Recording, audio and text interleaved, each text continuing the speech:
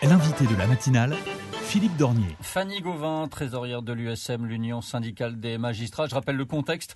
3 hauts fonctionnaires du ministère de la Justice sont à La Réunion. Ils présentent aujourd'hui aux professionnels de la réforme de la la réforme de la justice. Votre syndicat, l'USM, l'Union syndicale des magistrats, boycotte cette délégation. Tout d'abord, est-ce qu'il va y avoir des conséquences sur le fonctionnement des tribunaux aujourd'hui ?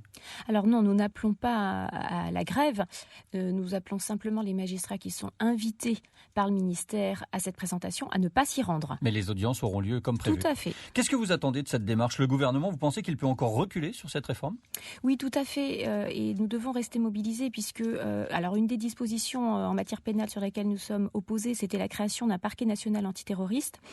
Sur ce point, il semble que le texte soit en train d'évoluer, voilà, et qu'il soit en train de l'abandonner. Donc ça veut dire qu'effectivement, nous pouvons encore intervenir et permettre à cette réforme de ne pas avoir lieu sur certains points. Mais cette visite, ce ne serait pas plutôt l'occasion, au contraire, d'évoquer les spécificités de votre travail à La Réunion ? Quelles difficultés, justement, vous rencontrez par rapport à vos collègues de métropole ? Alors, sur les spécificités locales, cela peut se faire et nous rencontrerons de toute façon ces différents directeurs cet après-midi. Les organisations syndicales mais pas sous la forme prévue ? Non, pas sous cette forme-là. C'est-à-dire ? Pas sous la forme de cette présentation, de toute façon, qui, comme je vous le disais au début, n'est pas une discussion, mais une présentation unilatérale. Alors, on va prendre un exemple concret qui va parler à pas mal de gens qui nous écoutent. Les affaires de surendettement, de loyers impayés, les dossiers qui concernent une tutelle, tout ça aujourd'hui est géré par les tribunaux d'instance. Il est prévu de les fusionner avec les TGI, les tribunaux de grande instance, pour que les justiciables ne s'adressent plus qu'à une seule et même juridiction. C'est l'argument du gouvernement. Pourquoi ce ne serait pas une bonne idée ? Alors, ça n'est pas tellement l'autonomie du tribunal d'instance qui pose problème aux justiciables. Le tribunal d'instance, pour l'instant, est effectivement proche géographiquement et dans sa saisine du justiciable. Je m'explique. Nous avons un tribunal d'instance à Saint-Benoît, à Saint-Paul. Dans le futur, les habitants qui relèvent de Saint-Benoît ou de Saint-Paul devront se rendre impérativement à Saint-Denis pour effectivement voir traiter leur contentieux. Mais le gouvernement assure qu'aucun tribunal ne sera fermé. Alors, sur ce point, il faut quand même vous donner une petite explication. Nous sommes attachés au juge d'instance en tant que juridiction autonome, parce que c'est cette autonomie qui permet la spécificité, la spécialisation dans le contentieux, et donc la proximité avec le justiciable. Dès lors qu'ils vont fusionner avec le tribunal de grande instance, j'allais dire, c'est une récupération de main-d'œuvre. Les greffiers et les magistrats du tribunal d'instance vont pouvoir faire du juge aux affaires familiales, de la correctionnelle, et effectivement ne seront plus spécialisés. Et c'est bien contre ça qu'on se bat. Un des objectifs de ce projet de loi, c'est de simplifier la procédure pénale avec moins de formalités et des démarches sur le net, comme le dépôt de plainte en ligne. Ça ne va pas dans le bon sens ? Si, évidemment qu'effectivement notre ministère a besoin d'être rénové, modernisé. Ce qui nous effraie dans la numérisation, c'est que le justiciable se retrouve face à un ordinateur au lieu de se retrouver face à un être humain qui les reçoit au tribunal. On est en matière pénale particulièrement dans des atteintes aux personnes, des atteintes aux biens. Et je crois que le remplacement de l'être humain par l'ordinateur n'est pas une bonne avancée. Il y a une critique qui revient souvent, c'est la régression des droits de la défense, le recul des libertés publiques. Qu'est-ce qui vous fait dire ça ? Alors, il faut distinguer parce que le projet, d'un côté, effectivement, prévoit que l'avocat n'est plus obligatoire dans les procédures pénales. Il y a un recul, effectivement, de la représentation, de l'assistance par avocat en matière pénale, ce qui est particulièrement dangereux puisque ce sont les matières où les libertés sont en jeu. Et parallèlement, en matière civile, le gouvernement veut imposer cette représentation obligatoire par avocat.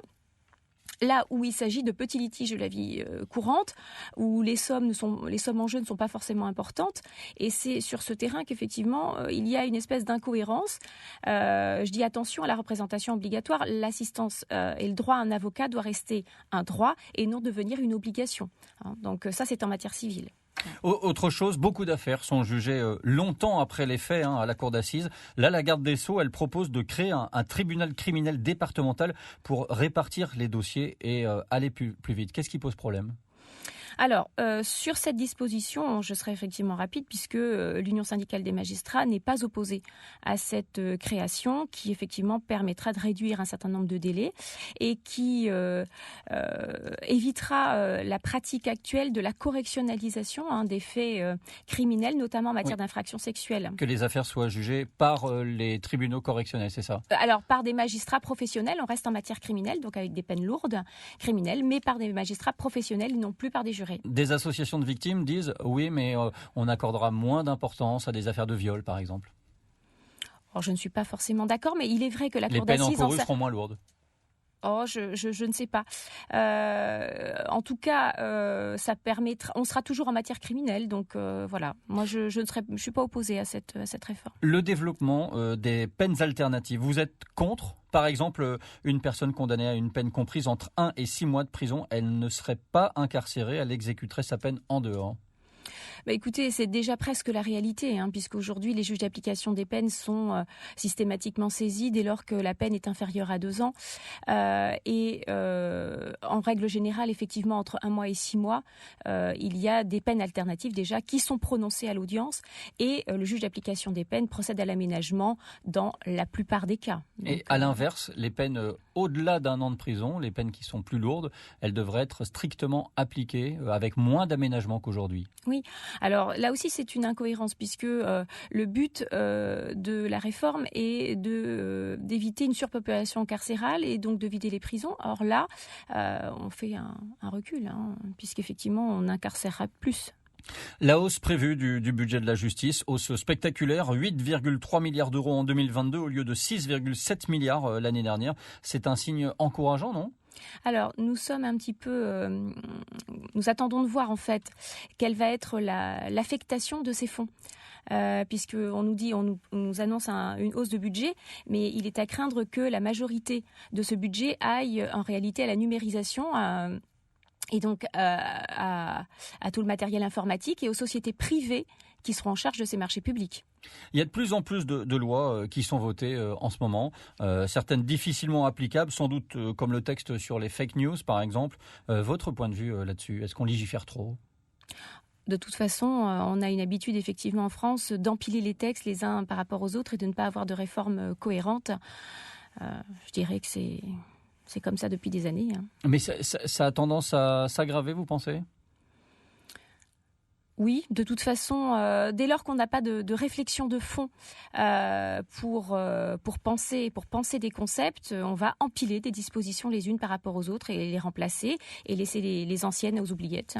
Fanny Gauvin, merci d'avoir été l'invitée de La Première ce matin, trésorière de l'USM, Union syndicale des magistrats. Bonne journée. Merci, c'est moi qui vous remercie. Au revoir. Il est 7h17 sur La Première.